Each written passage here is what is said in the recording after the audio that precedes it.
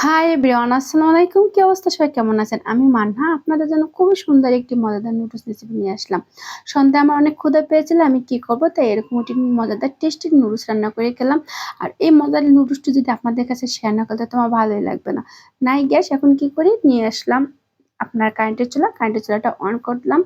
On করে এখানে আমি প্রথমে কিছু আলু কুচি কুচি করে রেখেছিলাম, সেই আলুটা এখানে সেদ্ধ করতে দিব। আর আজকে আলু দেওয়ার কারণ হলো, সবসময় একঘেয়েমি শুধু নুডলস খেতে ভালো লাগে না। আজকে একটু আলু দিয়ে খাবো, চেয়েছিলাম আরো সবজি দেবো, কিন্তু বাসায় সেরকম সবজি ছিল না। যদি আপনাদের বাসায় অনেক ধরনের সবজি থেকে থাকে সেটা এখানে দিয়ে দিবেন। এবারে এখানে আমি নেব মিস্টার নুডলস। আমার কাছে পার্সোনাল ভাবে মিস্টার নুডলসটা অনেক বেশি ভালো লাগে, তাই আমি আজকে মিস্টার নুডলসটাই রান্না করব। আর দেখুন কিভাবে আমার পানিটা বলক দিচ্ছে, মানে আলুটা কিন্তু প্রায় সেদ্ধ হয়ে গেছে। এবারে আমি নুডলসগুলো দিয়ে দেবো। আমি নুডলসগুলো একটু ভেঙে দিব, ভেঙে দিলে আমার কাছে ভালোই লাগে, কিন্তু আমাদের বাসায় অনেকে আছে ভেঙে না দেওয়া পছন্দ করে, কিন্তু আমার কাছে ওটা ভালো লাগে না। দিলাম নুডলস দিয়ে, তারপরে এটা একটু সেদ্ধ করে নেবো। আর একটা কথা, নুডলসটা কিন্তু মাত্র 5 থেকে 7 সেকেন্ডের ভিতরে সেদ্ধ হয়ে যাবে।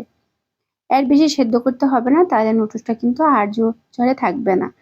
আমি অল্প সময়ের ভিতরে এটাকে সিদ্ধ করে নেবো, এরকম নেড়ে চেড়ে।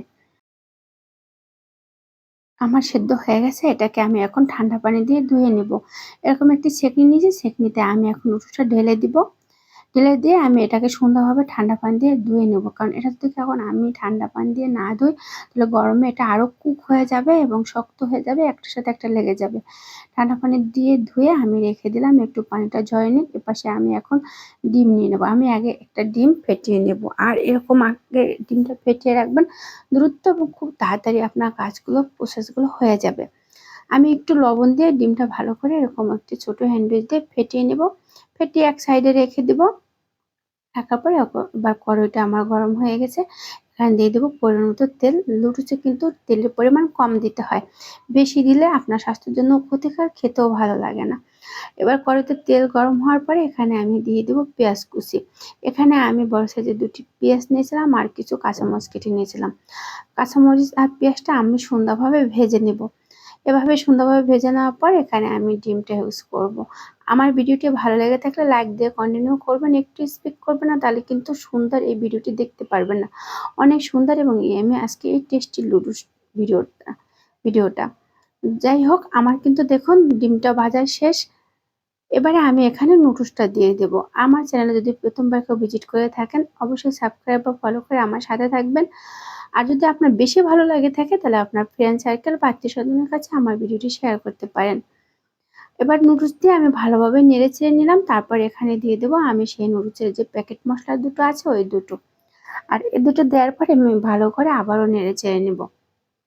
কে কোন নুডলসটা খেতে পছন্দ করেন অবশ্যই কমেন্ট বক্সে জানাবেন।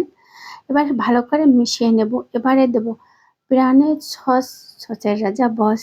বস সস না হলে কি হয়, বসের রাজা সস কিন্তু আমার প্রয়োজনীয়, তাই প্রাণ সস দিয়ে দিলাম আমার নুডলসে। এই দেখুন আমি কিন্তু সসের রাজা প্রাণ, সসের রাজা কি প্রাণ এখানে দিয়ে দিলাম। যাই হোক, সস দিয়ে কিন্তু আমরা বেশিক্ষণ নাড়াচাড়া করবো না, অল্প কিছুক্ষণ নেড়ে ছেড়ে এটাকে আমি উঠিয়ে নেবো এবং পরিবেশন করবো। তারপরে ইয়ামি ইয়ামি টেস্টি টেস্টি নুডলসটা খেয়ে নেব। আর এটা দুইজনই যথেষ্ট খেতে, আর বেশি মানুষ লাগে না। আমি আর ছেলে এইটুকু নুডলস খেয়ে ফেলতে পারবো 1 মিনিটে। আর নুডলস আমাদের খুব প্রিয়, মাশাআল্লাহ। সবাই অনেক অনেক ভালো থাকবেন, সুস্থ থাকবেন। আল্লাহ হাফেজ।